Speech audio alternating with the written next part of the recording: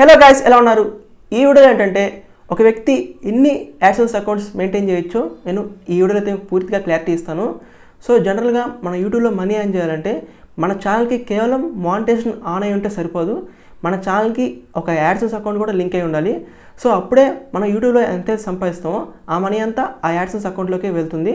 So ఆ AdSense అకౌంట్లో నుండి మన బ్యాంక్ అకౌంట్లోకి అయితే వస్తుంది. సో ఇది మొత్తం యూట్యూబ్ పేమెంట్ ప్రాసెస్. సో ఇప్పుడు క్వశ్చన్ ఏంటంటే, మనం ఒక వ్యక్తి ఎన్ని యాడ్సెన్స్ అకౌంట్స్ మెయింటైన్ చేయొచ్చో ఇప్పుడు ఈ క్వశ్చన్ ఉంది.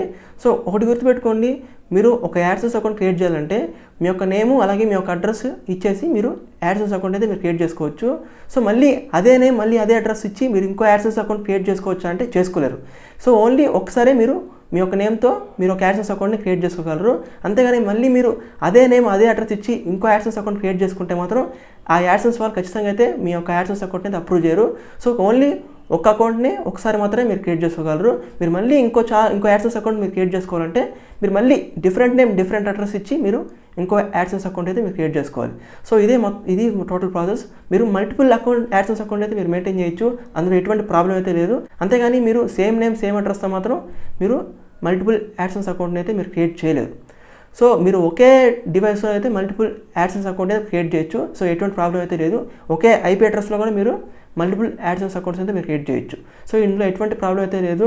సో ఎవరికైతే ముఖ్యంగా యూట్యూబర్ ఎవరైతే ఉన్నారో వాళ్ళకి జనరల్గా వచ్చే డౌట్ ఏంటంటే, మనం మల్టిపుల్ యూట్యూబ్ ఛానల్స్ క్రియేట్ చేసుకోవచ్చు కానీ మనం మల్టిపుల్ యాడ్సెన్స్ అకౌంట్ కూడా క్రియేట్ చేసుకోవచ్చా లేదా అనేది వాళ్ళ డౌట్.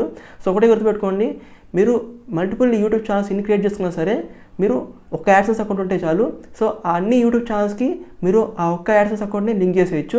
అంతేగాని మీరు ఒక 5 యూట్యూబ్ ఛానల్స్ క్రియేట్ చేసినంత మాత్రాన మీరు 5 యాడ్సెన్స్ అకౌంట్లు ఉండాలి అనేది ఎటువంటి రూల్ అయితే లేదు. సో కేవలం మీకు ఒక యాడ్సెన్స్ అకౌంట్ ఉంటే మాత్రం చాలు.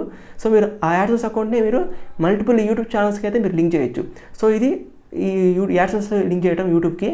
సో ఈ మల్టిపుల్ యాడ్సెన్స్ అకౌంట్స్ ఎందుకు క్రియేట్ చేయాలంటే, సో ఇంకా వాళ్ళకి మల్టిపుల్ యూట్యూబ్ ఛానల్స్కి ఒకే యాడ్సెన్స్ అకౌంట్ లింక్ చేయకుండా మల్టిపుల్ యూట్యూబ్ ఛానల్స్కి డిఫరెంట్ యాడ్సెన్స్ అకౌంట్ లింక్ చేస్తే బాగుంటుందని చెప్పి కొంతమంది అనుకుంటారు.